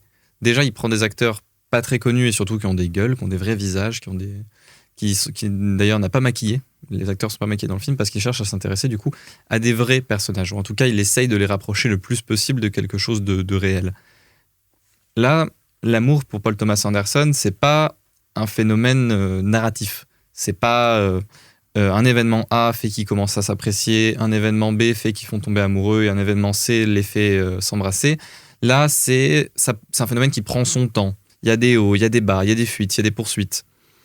C'est vraiment un ensemble de scénettes qui sont plus ou moins marquantes, qui vont marquer plus ou moins l'évolution de leur tandem amoureux, sans qu'il y ait de crescendo, donc d'amour. Le film, au fond, il raconte la différence entre un adulte dans un corps d'enfant, qui est ce jeune entrepreneur d'à peu près 15-16 ans, ouais, qui commence en étant acteur et qui se lance ensuite très jeune dans le business, et une enfant dans un corps d'adulte, qui est donc le personnage de Alana, qui cherche par tous les moyens à rentrer dans la vie active. Et en tant que femme dans les années 70, ancrée dans encore le sexisme de l'époque et qui n'est pas encore révolu malheureusement, elle pense ne pouvoir le faire que dans l'ombre d'un homme déjà placé. Et elle va explorer comme ça les traces de plusieurs hommes dont elle n'est pas forcément amoureuse, mais juste pour pouvoir se positionner dans la société, qui sont donc un acteur plus méritant au début du film que Gary, ensuite Sean Penn qui joue un acteur émérite et confirmé, ensuite Ben Safdie, un politicien, et à chaque fois elle va essayer de trouver donc quelque chose qui va pouvoir l'aider à aller de l'avant et va donc vivre dans une sorte de déni de cet attrait qu'elle a pour le jeune Gary. Évidemment, c'est un déni qui est aussi là à cause de leur âge, et j'ai vu beaucoup de gens se plaindre un petit peu de cette relation étrange entre Alors une que femme quand c'est plus un âgée. homme et une femme plus âgée, on dirait Il n'y a pas de souci. Exactement. Et là, ce qui fonctionne, c'est justement le fait que le film parle profondément de cette sorte de relation étrange qu'ils ressentent, cette sorte d'attraction mutuelle, d'entente, d'amitié et d'amour sincère, mais en même temps, ils ne peuvent pas vraiment se le permettre parce qu'il y a cette sorte de différence d'âge, il y a cette différence de maturité, il y a cette différence de corps. Ce qui est absolument phénoménal dans le film, comme dans beaucoup de films de Paul Thomas Anderson, c'est que chaque plan, il est là pour une raison. Chaque plan, il est cadré et il est filmé pour une raison. C'est-à-dire qu'il y a beaucoup de l'énergie du film et de ses dynamiques qui passent par le cadre et par les mouvements de caméra qui viennent énergiser comme ça cette relation et lui donner corps, même sans son, même sans dialogue. Juste, on voit ces personnages évoluer dans la rue, courir ensemble, on comprend tout. On les voit se regarder, on comprend tout. C'est un film que Paul Thomas Anderson a éclairé lui-même, comme Phantom Thread d'ailleurs, même si là, il a mis au générique en co-chef-op son chef électro, j'imagine parce qu'il l'a quand même beaucoup aidé. Mais il y a une recherche de la lumière du film, pas esthétisée, mais juste. Une lumière qui va pouvoir raconter le film exactement sans mettre en avant une esthétisation du film. C'est-à-dire un travail presque Gordon-Willisien, en tout cas c'est ce que Darius Khondji disait dans son livre, qui est de chercher comme ça une esthétique de film qui ne va pas rendre beau les plans isolés un à un, mais va les rendre absolument exquis dans cet ensemble, parce qu'après tout, qu'est-ce qu'un film si ce n'est, enfin qu'est-ce qu'un plan si ce n'est le plan qui le précède et le plan qui le suit. Et donc l'idée ici, c'est de créer un plan qui avant tout sert une atmosphère, une ambiance. Et dans le film, ça passe par la douceur, ça passe par la chaleur de ces espaces. Je parle beaucoup depuis tout à l'heure, peut-être que Zoé, tu as envie de dire quelques mots sur toi aussi qui a beaucoup aimé le film. Alors non, c'est juste que j'ai l'impression que j'ai eu une révélation. On est d'accord que Philip Hoffman, c'est le père du fils. Oui, là. Oui. Le père a joué dans Punch Drunk Love. Et dans beaucoup d'autres films de... Oui, Et dans mais- The Master. Dans The Master, dans oui, non, Magnolia. mais bien sûr, mais ce que je veux dire, c'est qu'il y a quand même beaucoup de correspondance entre Licorice, hein. Licorice. Licorne. Je crois que c'est Licorne Pizza. le Licorne film. Pizza, ouais, ce sera plus simple à En dire. plus, c'est vraiment simple. Il y a pas de doute. Licorice, C'est vraiment, comme il y a pas ça de- s'écrit, comme ça se Il prononce. y a pas Même pour les d'astuce, hein. Français qui savent pas parler anglais, Licorice, oui, c'est ça. C'est bon. Exactement, bien joué. bravo. Licorice, si, j'ai pas de l'espagnol. Coupez ça au montage. Coupez ça. Non, c'est mort. Mais- Licorice Pizza qui du coup vient du nom d'une Du vinyle. chaîne de vendeurs de vinyle, ouais, exactement. Je suis navré depuis tout à l'heure, je t'interromps en faisant des blagues. C'est pas grave, c'est drôle. D'ailleurs, Licorice Pizza, ça fait LP, comme long play, qui est le nom donné aux 33 tours. Voilà. Oui, donc du coup, c'est d'autant plus marrant que Licorice, je vais y arriver, c'est la continuité de Punch Drunk Love pour moi. Notamment juste pour un truc, la course. Tout le monde court tout le temps. C'est un peu comme ça que j'ai vécu le film, c'est-à-dire que j'avais envie de courir avec eux pendant tout le film. Même au-delà d'avoir envie, on court avec eux finalement. Oui, surtout qu'après moi j'ai couru, mais C'est une caméra très agile qui les suit. oui, absolument. Mais d'ailleurs, du coup, il y a un plan qui ressemble beaucoup entre Punch Drunk Love et Licorice. C'est le moment où les deux amants vont se retrouver. Et il y a en fait une longue focale et du coup il y a un effet de ralenti, on dirait qu'ils courent sur place. Et il y a la même chose dans les couloirs de l'immeuble de Punch Drunk Love. Tout à fait. Alors moi, donc j'ai aussi vraiment aimé le film. Je suis un tout petit peu moins convaincu que vous deux, donc j'ai un peu m'amusé à vous poser des questions sur ce que vous en avez pensé et compris. Alors je nuancerai quand même ton rapprochement avec Punch Drunk Love, parce que je dirais que pour moi quand même la grande différence entre les deux films, c'est que Punch Drunk Love, c'est un film profondément grinçant et qui met très mal à l'aise, quoi. La caméra Pas du tout. Non, mais Vraiment pas. Mais bien sûr que si. La caméra Je l'ai pas vu. est chevillée au personnage de Adam Sandler, qui est comment dire, une sorte d'asocial, je sais pas comment le définir, mais qui a des Entre problèmes de l'autiste et comportement. Et qui vit dans un monde où tout va trop vite pour lui, il est en permanence perdu, et le film crée comme ça une sorte de rythme syncopé qui est assez Non, mais À assez pas curieux. confondre quand même. avec Alain. Non. Putain, j'ai raté ma Alain, vanne. Alain Juppé, Jean-François Copé. J'ai totalement raté ma vanne. Tout s'est mélangé. Une du connaissance coup, c'est politique. d'autant plus drôle. Après, évidemment, il y a des sortes de jeux d'écho entre les films, notamment un qui est peut-être pas volontaire, mais qui est un peu drôle, où dans Punch Drunk Love, il y a plusieurs scènes très marrantes au téléphone où Adam Sandler appelle Philip Seymour Hoffman et où ils se hurlent dessus respectivement. Et là, on a une scène où le fils de Philip Seymour Hoffman est au téléphone, sauf que ils disent rien. Donc c'est un peu amusant. Je suis aussi séduit par ce sentiment d'authenticité qui est proposé par le film, par le choix des interprètes, par la façon dont leurs personnages sont écrits, et je dirais par globalement cette structure qui est un peu tentée des fois par, on va dire, une écriture anti-narrative, quoi. On a une succession de scènes, on est quelque part un petit peu entre la scénette et le film choral, quoi. Il y a quelque chose un petit peu comme ça, d'une forme flottante, sans voilà. On sent que c'est pas un scénario verrouillé autour d'un arc de personnages. Après, par contre, j'ai quand même l'impression que le film n'essaye pas de nous raconter que cette romance. Disons qu'il y a un côté revenir à une romance authentique, mais je pense que la réalité matérielle et concrète du film n'est pas non plus celle de simplement essayer de s'intéresser à une romance. Notamment par ce jeu que j'explique pas forcément toujours, entre, on va dire, la recréation historique fidèle et la fiction, voire l'Uchronie. Deuxième camp dans lequel était complètement, par exemple, Tarantino pour Once Upon a Time in Hollywood, qui est un film auquel on a beaucoup comparé, pas forcément toujours à raison, Licorice Pizza. Donc là, par exemple, dans le film, il y a beaucoup d'éléments qui moi, me font me poser des questions. Par exemple, le personnage de John Peters, qui est joué par Bradley Cooper, et celui de Joel Wax, qui est joué par Ben Safdie, sont des personnages qui ont réellement existé dans le Los Angeles des années 70. Celui de Sean Penn aussi, d'ailleurs. Et celui de Sean Penn, c'est plus compliqué parce que donc son personnage s'appelle Jack Holden et en fait c'est une sorte d'avatar de William Holden, qui est un acteur hollywoodien très connu. Et Jack Holden, donc Sean Penn dans le film, a joué dans un film qui s'appelle The Bridges of Tokosan, alors que le vrai William Holden a joué dans The Bridges of Tokori, qui est une sorte d'un peu d'étrange distinction. D'ailleurs, pour la petite anecdote, le film pour lequel Alana auditionne avec Jack Holden est une sorte d'ersatz du film Breezy, qui est le deuxième film de Eastwood, où jouait William Holden avec une jeune fille type hippie, plus jeune que lui. Voilà, et donc il y a quand même une sorte de réseau un petit peu de clin d'œil qui est accentué par la présence au générique du film de plein de stars, ou il y a la femme de PTA, Maya Rudolph, il y a le père de DiCaprio, la fille de Spielberg, il y a comme ça tout un réseau de clins d'œil que je m'explique pas forcément et qui ont peut-être tendance un petit peu à me distraire, on va dire, de la réalité des situations. Bon, quand tu regardes le film, t'es comme pas au courant que c'est la fille de Spielberg et le daron de DiCaprio, quoi. Non, mais disons que ça semble pointer à une sorte de discours un peu méta, ou au fait que le film parlerait de cinéma, ce qui me semble être pas vraiment le cas, quoi. Non, mais justement, c'est juste qu'il a pris, par exemple, 2 têtes d'affiche qui ne sont absolument pas connues.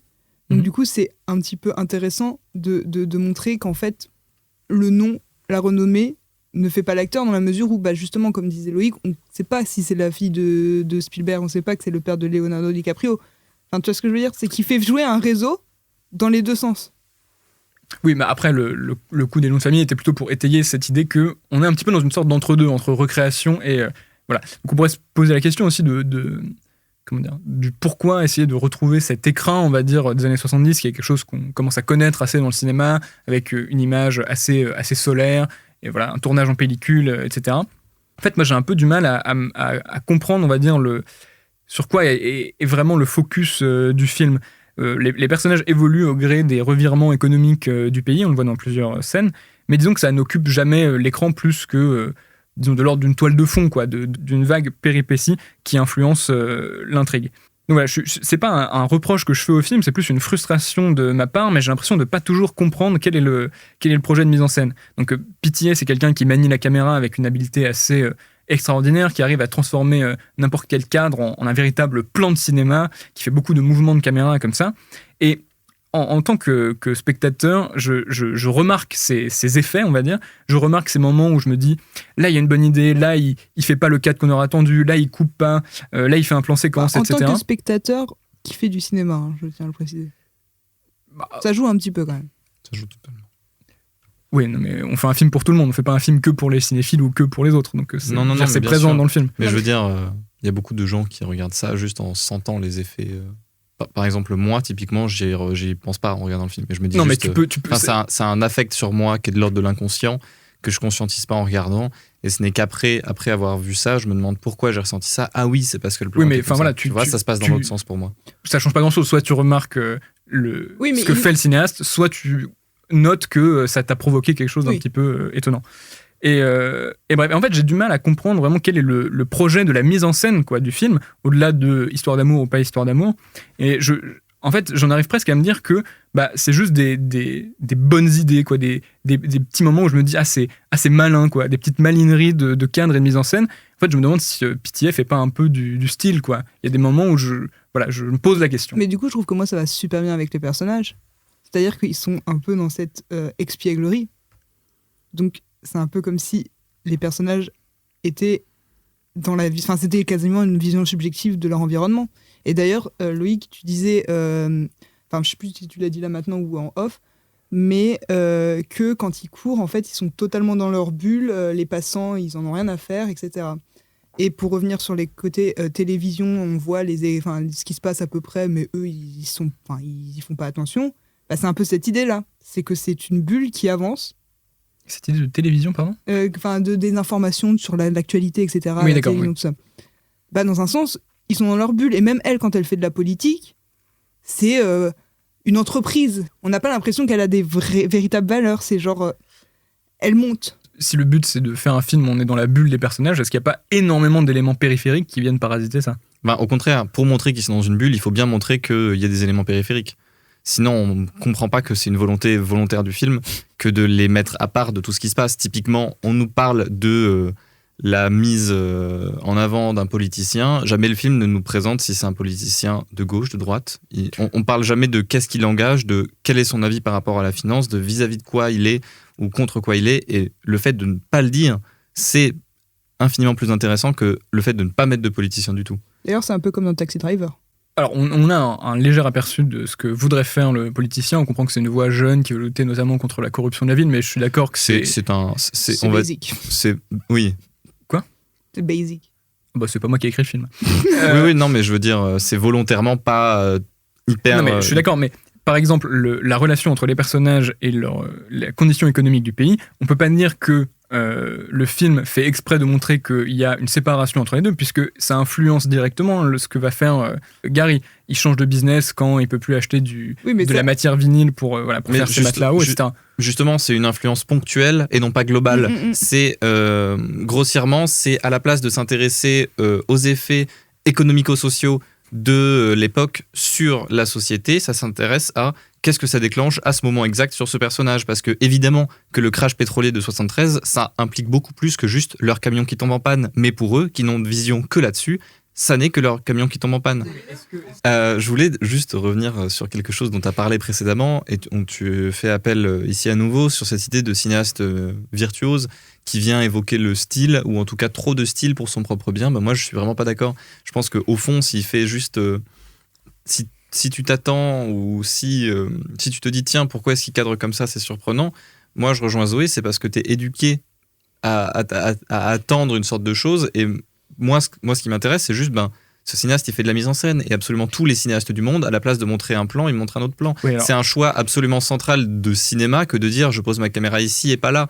Alors, je trouve pas ça pertinent une seule seconde que de reprocher à Paul Thomas Anderson que de faire un cadre qui diffère pour pouvoir évoquer des sensations ou des sentiments différents. Non, mais les amis... Là, on est quand même dans un. On est quand même dans un podcast de cinéma. On est là pour analyser la mise en scène. Jusqu'ici, on est d'accord sur le programme. Moi, je dis pas que Paul Thomas Anderson est un mauvais metteur en scène. Je dis que ce film me frustre un peu parce qu'il y a des moments où j'ai l'impression de pas comprendre pourquoi il met en scène de cette façon-là. La question est pas est-ce que entre guillemets le grand public qui est un corps indéfini, vague, le voit ou pas. Ça m'intéresse pas. C'est pas vraiment ça que t'as dit tout à l'heure. Tout à l'heure, t'as dit que le film était trop virtuose pour son propre bien. J'ai pas dit ça, j'ai dit qu'il Tu l'as pas dit texto comme ça, mais le film fait du style, ouais. Le film fait du style. C'est une hypothèse. Attention, quand je dis du style, c'est pas pour dire il fait une mise en scène qui se remarque. Ça, pour moi, c'est pas du tout péjoratif. Enfin, c'est pas ni bien ni mal. C'est juste une mise en scène qui se remarque dont je ne comprends pas l'objet. Là, c'est ça que j'appelle du style. Disons, c'est, on pourrait dire... du style pour le style, entre guillemets, tu vois, si on voulait caractériser ce que j'essaie de dire. Mais pour moi, c'est juste parce que t'as pas réussi encore à décrypter mais c'est pour ça que vous en soumettez à la question. Je peux pas revenir sur l'intégralité du découpage du film parce que de 1, j'en ai pas la mémoire, et de 2, je pense que cet exercice de 54h30 n'intéresserait pas nos auditeurs, mais le film, clairement, à chaque plan, réfléchit la façon dont il le cadre. Il isole un personnage dans un cadre pour montrer son isolement dans une relation, il met en mouvement dans un plan plus long. Donc le film commence avec un plan séquence qu'on ne remarque même pas à la façon des films des plans séquences de Spielberg qui montrent comme ça la rencontre entre deux personnages qui vont pas pouvoir arrêter de penser l'un à l'autre pendant ce moment-là, ou ils vont se tourner autour, se poser des questions, s'interroger, se découvrir. Et la forme du plan séquence prend évidemment un sens absolu qui est ce moment, ce temps qui vont passer tous les deux à se découvrir, quoi. Et tous les moments du film, que ce soit... Justement, on avait vu un Paul Thomas Anderson totalement laisser tomber les mouvements de caméra virtuose dans un Phantom Thread très sobre et qui s'intéressait beaucoup plus à des personnages dans la sobriété. Et ici, il choisit d'alterner les deux, de choisir certains plans un peu simples, pas dans le mauvais sens du terme, mais littéralement dans une recherche de la simplicité, de juste s'intéresser au visage de son comédien, ou à des moments de s'intéresser plutôt à l'énergie des corps et des dynamiques entre les deux. Et il n'y a aucun moment du film où je trouve qu'il y a un plan qui me semble involontairement cadré bizarrement, au-delà d'une quelconque volonté même d'ailleurs, qui n'ait pas de sens. Tout est raisonné, quoi. Mon point était simplement, j'ai l'impression que quand je vois le film, il y a plusieurs moments où j'ai l'impression de ne pas comprendre comment les plans que je vois s'inscrivent dans, on va dire, je sais pas quelle expression trouver, mais disons, on va dire le maillon du projet de mise en scène globale du film, quoi. Qu'est-ce que ce film essaie de me raconter, quoi. Est-ce qu'on en a assez dit ? Est-ce que vous voulez continuer à vous battre ? En tout cas, moi, c'est avec plaisir, mais peut-être en dehors des micros, physiquement sur le parking. Je vais te traîner sur le bitume. Devant la guérite. Quand tu veux. Et maintenant, on va pouvoir passer au film de rétrospective, donc. Et la première personne qui va nous parler d'un film, ça va être toi, Clément. Et cette fois-ci, j'espère que tu ne vas pas dire du mal de la mise en scène de ce metteur en scène. Je n'ai pas dit du mal. On va parler de la dernière séance de Peter Bogdanovich. Générique. Tony Bennett's Cold, Cold Heart was on everybody's hit parade. Elizabeth Taylor was getting married. Boys wore ducktails. The police action in the Far East was Korea. And Anarene, Texas, like other small towns, is approaching the end of an era.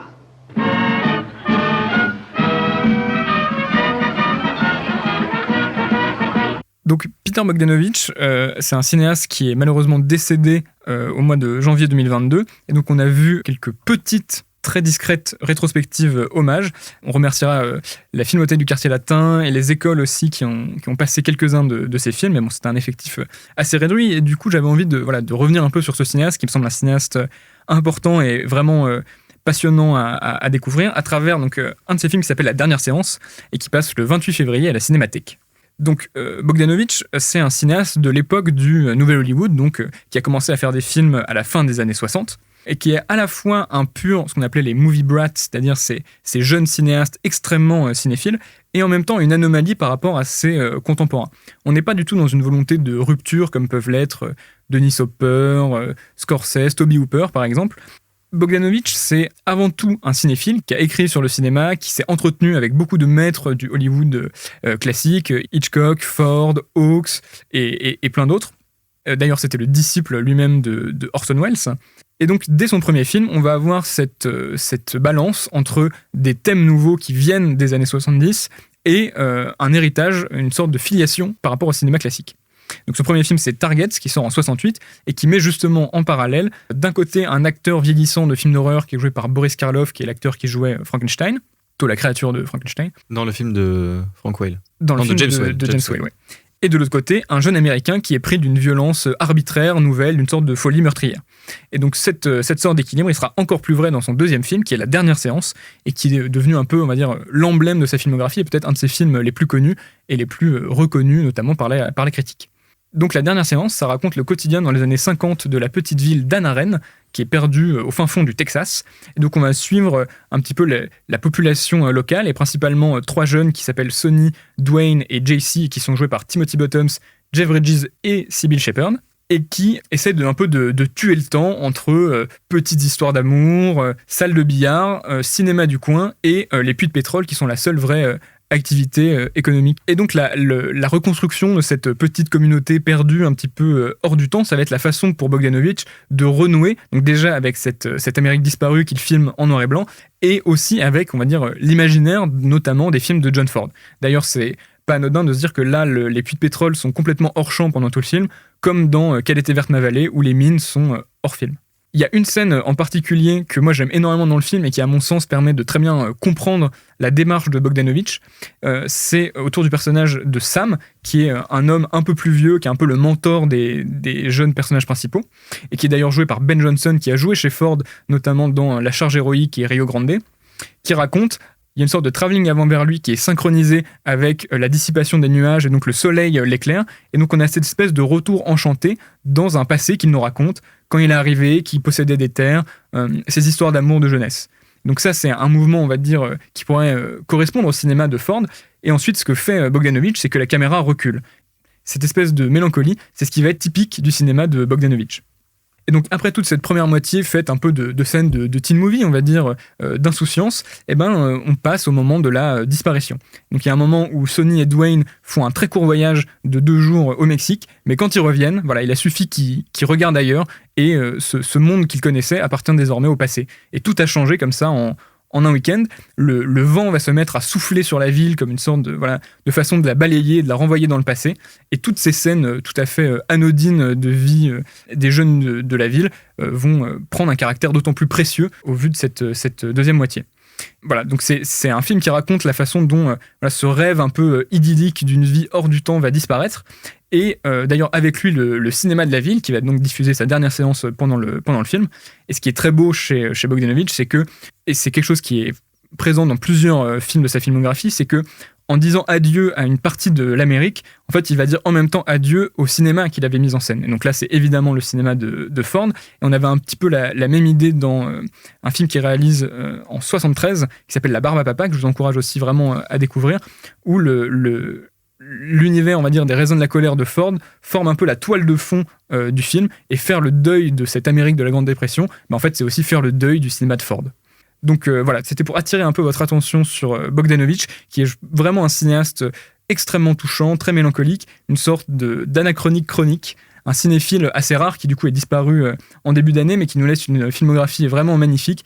La Barbe à Papa, qui passe encore peut-être dans quelques cinémas, en plus de la séance que je vous indique de la dernière séance à la Cinémathèque. Mais voilà, n'hésitez pas aussi à voir Daisy Miller, Saint-Jack ou Masque, qui est un film absolument bouleversant. En parlant de cinéphiles forcenés, Loïc, tu veux nous parler d'un film de Murnau ? Exactement, du Dernier des Hommes. Et comment la bande-annonce, parce qu'il parle pas, donc c'est muet ou quoi ? Oh putain, j'avais pas pensé à ça. Ça va juste être 10 secondes de silence.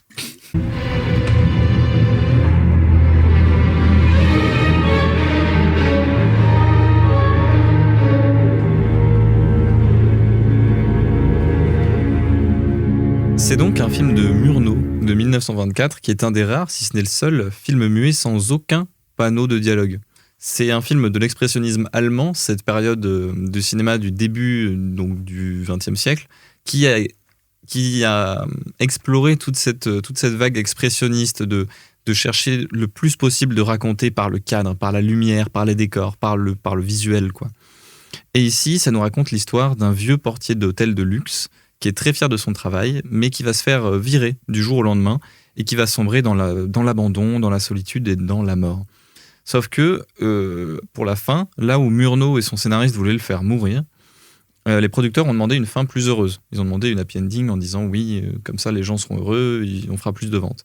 Et donc Murnau et les scénaristes ont été obligés d'accepter, mais ils ont décidé d'en faire une fin très cynique, où le personnage aurait magiquement hérité au dernier moment de la fortune d'un riche qui est mort dans les bras du protagoniste et qui donc redevient servi de tous grâce à sa richesse nouvellement acquise.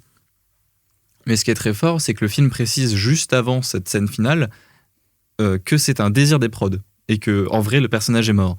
Ce qui du coup crée une sorte de scène un peu hyper cynique et vraiment dramatique où on voit tout ce que le personnage aurait pu être s'il avait continué à vivre. Enfin, bref. Évidemment, l'absence de panneau de dialogue, c'est un élément qui dynamise énormément le film et c'est assez impressionnant de voir au milieu de tous ces films de cette époque-là qui ne trouvaient pas d'astuces pour passer outre ça, pour raconter des histoires. Voir ici, tout passe absolument par le travail de la caméra et des comédiens.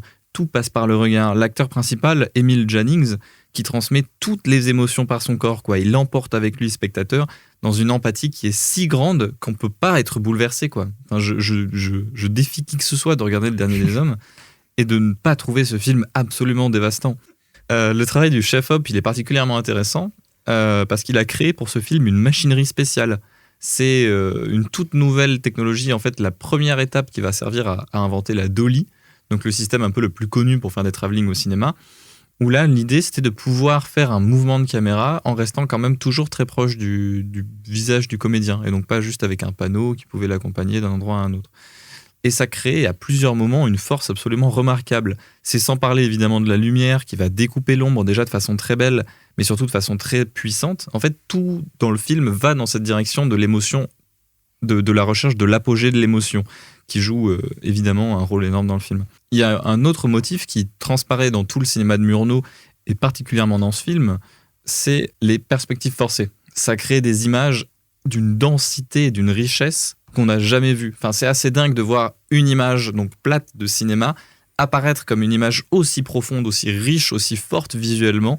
Vraiment, c'est absolument remarquable que de regarder une image comme ça aujourd'hui, en fait, on n'en voit plus du tout d'images comme ça, même parce que ça crée évidemment quelque chose de différent que de voir une image qui est dans la réelle profondeur. C'est un film qui accepte son statut de film, qui se différencie du théâtre, là où le théâtre explore un petit peu cette tridimensionnalité.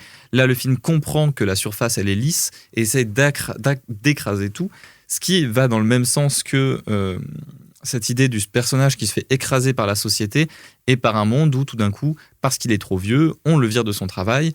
Parce qu'il est viré de son travail, tous ses proches le rejettent et il se retrouve à travailler tout en bas de l'hôtel qui va quand même le garder par pitié, travailler dans des toilettes où il va être obligé de récurer et de faire en fait un travail encore plus physique que ce qu'il n'avait avant et qui est donc incapable de faire. Je vous conseille ce film dans le cadre de la rétrospective de Murnau, qui est donc en cours à la Cinémathèque en ce moment.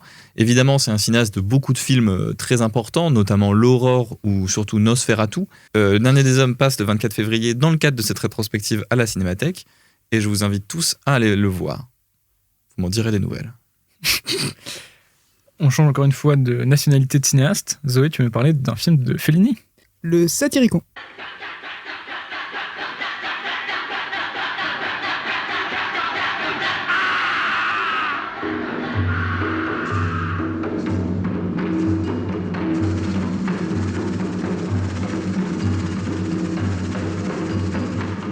C'est un film qui est ressorti récemment, donc la semaine du 17 février, au Reflet Médicis. C'est donc le film va continuer de tourner puisqu'il vient juste d'être restauré, donc le but c'est de le montrer. Et c'est donc un péplum, donc un petit peu un ovni dans la filmographie de Fellini. Il intervient à une époque où le péplum devient une forme de série B, notamment chez les Américains, qui sont dans un kitsch permanent et grandiloquent. La différence, en fait, avec les péplums italiens, c'est que en Italie, il y a peu de moyens pour produire les films, et donc du coup, ça utilise beaucoup les anciens décors des autres films, etc. Donc il y a une forme de recyclage dans ces films-là, qui n'est pas inintéressant dans le cadre du Satyricon, puisque cette réutilisation des décors participe d'une forme de théâtralité qui est mise en scène par Fellini, qui adapte un roman de Petronius. C'est un film assez décousu parce que il reprend la forme narrative du roman, donc qui est quand même éclaté, puisque c'est tout le versant odyssée des romans qu'on pouvait faire à l'époque. On appelait ça d'ailleurs des romans fleuves, où en fait les épisodes s'enchaînent, etc. Donc là, c'est l'histoire de deux jeunes étudiants qui se disputent les faveurs d'un jeune esthète, plus ou moins esclave sexuel de ces deux personnes. C'est un petit peu cette quête vers cet esthète, puisqu'il se le dispute, il revient, il part, il tombe dans les mains d'autres personnes, etc. Au-delà de cette théâtralité, il y a deux choses intéressantes. La première, c'est que c'est un des seuls péplums, en fait, où l'auteur accepte la part d'altérité de ce monde-là, qui n'est plus accessible aujourd'hui, évidemment, alors que les autres péplums étaient en fait une interprétation de ce que pouvait être le monde antique à l'époque. Sauf que là, Fellini prend ce parti de l'altérité, et donc en fait, on est devant un spectacle où on ne comprend rien à ce qui se passe. Tout est bizarre, tout est presque terrifiant. Il y a énormément de mise en scène du corps, mangeant, pétant, baisant, pour être clair. Cru. Voilà. Et il y a notamment un épisode où le personnage perd sa virilité après avoir affronté le Minotaure. Et donc, du coup, il va dans une quête pour récupérer sa virilité. Et ce sont en fait des femmes qui vont la lui rendre. Et du coup, je trouvais ça super intéressant que pour une fois, la femme était non pas la figure castratrice, mais la figure qui revirilise. Ce qui m'a intéressé, c'est qu'en fait, Fellini a quelque chose comme ça dans tout son cinéma, de toute façon.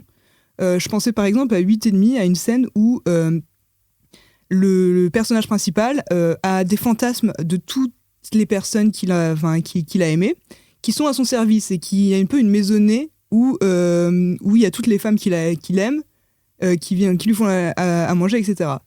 Et il y a une mini-révolution dans son fantasme, parce que une fois que les femmes sont un peu trop vieilles, elles doivent monter à l'étage et quitter l'entre-soi créé. Et donc, il y a cette mini-révolution. Et je trouvais ça super impressionnant que Fellini, à son époque, prenne ce parti-là. Et donc, du coup, je vous encourage à aller voir ce film. Il doit durer 2h10. C'est un peu long, mais franchement, on voyage, quoi. On voyage. On est en Italie, voilà. Et donc, c'est Au reflet Médicis, voilà. Merci Zoé, voilà qui conclut ce 8e épisode de Colmat. On tient à remercier Laurent Stellin, Franck Joigny et Eric Urbain de Louis Lumière, Guénolé Loterie pour la prise de son, Thibaut Noireau pour le mixage, Mathias Debar pour le générique de l'émission et Joshua Lac pour le logo. Et évidemment, on remercie chaleureusement Zoé L'Huillier de sa présence. Eh ce fut un grand plaisir pour moi. Et je vous donne rendez-vous sur mon podcast parce que je vais vous inviter aussi. Alors, mais quand tu veux, on partagera à tous les colmateurs. On se retrouve très bientôt pour le prochain épisode. Et en attendant, on se voit en salle. Est-ce qu'on en a assez dit ? Est-ce que vous voulez continuer à vous battre ? En tout cas, moi, c'est avec plaisir, mais peut-être en dehors des micros, physiquement sur le parking. Je vais te traîner sur le bitume.